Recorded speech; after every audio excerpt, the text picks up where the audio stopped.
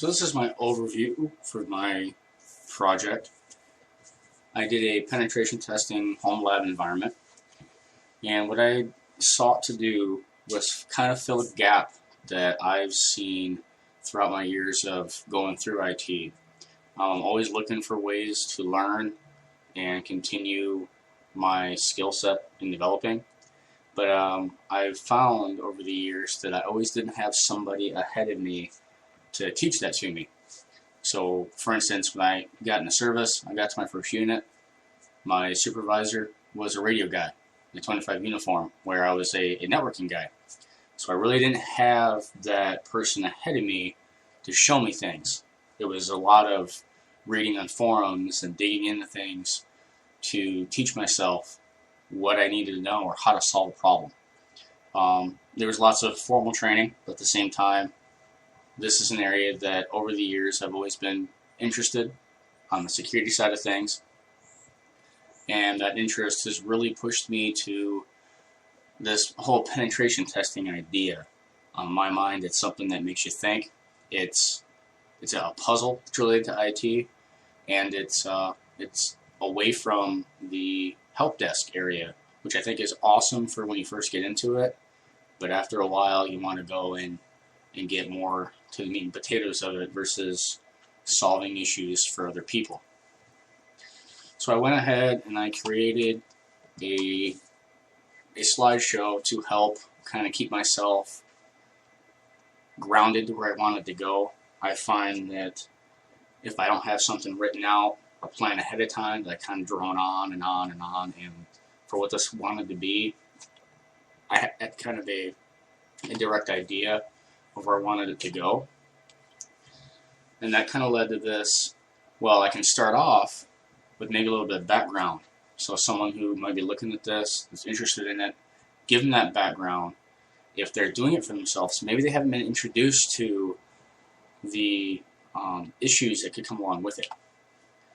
So I went ahead and really emphasized from the beginning the legal ramifications of what you need to be looking at. So, like right here, to make sure that as you're running along this process, that if you are getting to the point where you're sending payloads out, that you are only touching systems that you have access to, that you're allowed to do it on. You know, if they're not going down to the local library and, well, let me see what they have I can get into, or those sorts of things. I wanted to make sure that right off the bat, anybody who looks at these can do so in a legal manner. There's nothing worse than we want is somebody getting in legal trouble just because they didn't know. And I realized that, well, I also want to talk about this. I can kind of tell them about the different avenues and different things like that, so that they can kind of have an idea of the different domains. You know, you can't really focus on the entire set. Kind of pick it up as you have these different areas, you know, network services, web application, client side, social engineering, physical, remote dial-up, war dial, wireless security test. You have these different domains that you can kind of get a really good handle on and then move on. And then also the different types of testing engagements like I have here, to where, you know, if they can have a friend that does the same type of thing, that maybe they set something up and you go over and, all right, here's a detailed documentation of what I've created, which also helps develop those skills. Or, hey, here's a piece of information so that they can get started, but that they're not going out and trying to accidentally hit somebody, you know, a neighbor or something, and potentially destroying their router or what have you. So there's different ways of going about this if you have a team that you can get with. Or if it's just you set up this virtual environment and conduct these tests yourself. Now, I like the virtual environment for a couple of reasons. One, it's one location that, like for the system I have, it's got 48 gigabytes of RAM in it. Got a good amount of space, 10 terabytes. And it's offset from my normal desktop or laptop, so that way if I'm in the house, if I'm on my desktop, I can work on it. If I'm on my laptop in front of the TV, watch the movie with the kids and I want to do it, I can do it that way as well. But going through it, I wanted to make sure that I kind of went through the process of how to set that up.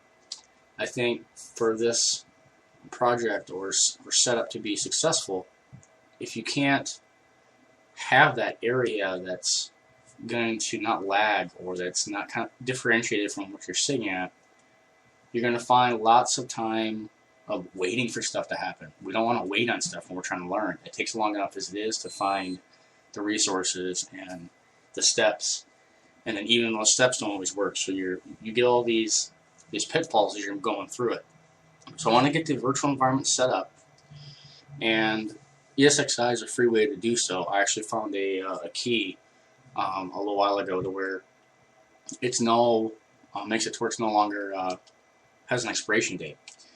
As I've been using this every 30, 60 days, I think it's every 60, I've been having to go through and reinstall, and then all that setup is gone. It gets kind of tedious when you're setting up systems and it's over and over and over to do it. Yeah, there's ways you can back your data up, through command prompt like that. I never messed with that. I just found the key and I'm moving forward with that. So after I showed them how to go ahead and get the ESXi installed, showed them how to go through Rufus and get a bootable thumb drive, then we started going to the attack machines. I wanted to show them how big the files were, about how long it's going to take to install them or to download them all simultaneously. So obviously that black arch there says 12 hours. When the other one's finally finished, it might have taken 20-30 minutes, but by doing everything at once, it's going to take a minute. So you might want to try and get all your systems downloaded and then moved over to the ESXi environment before you even get started, so that you're not waiting on stuff to move. This is not a piece that I found important. A lot of people don't think about it, but that's to go ahead and verify that your files that you're downloading are actually the files that they put there. The last thing you want is to get something in your environment that's got a worm or virus or what have you, and then your home environment gets infected by it.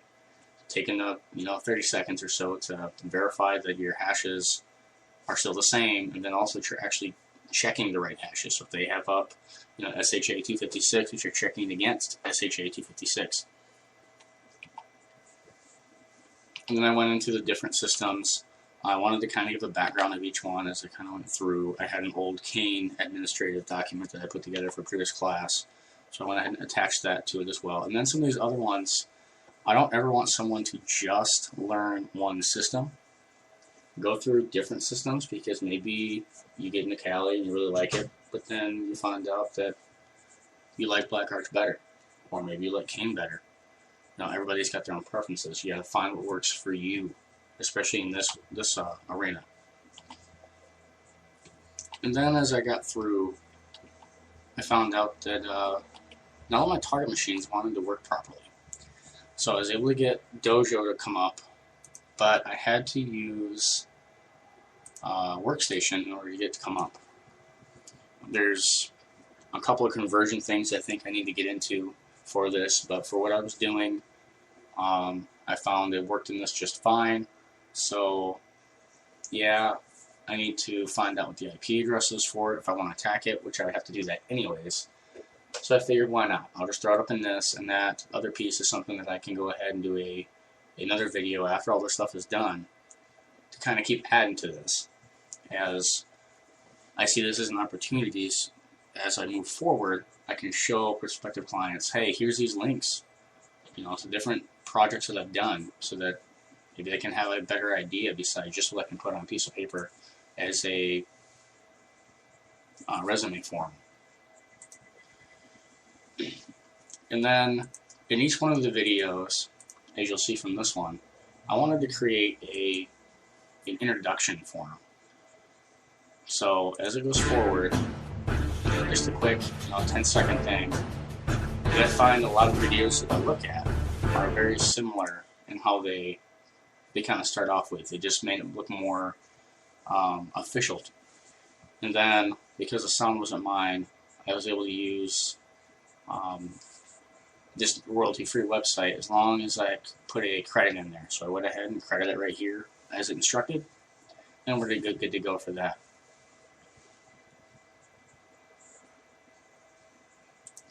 So, as I was talking about earlier, I'll edit this out.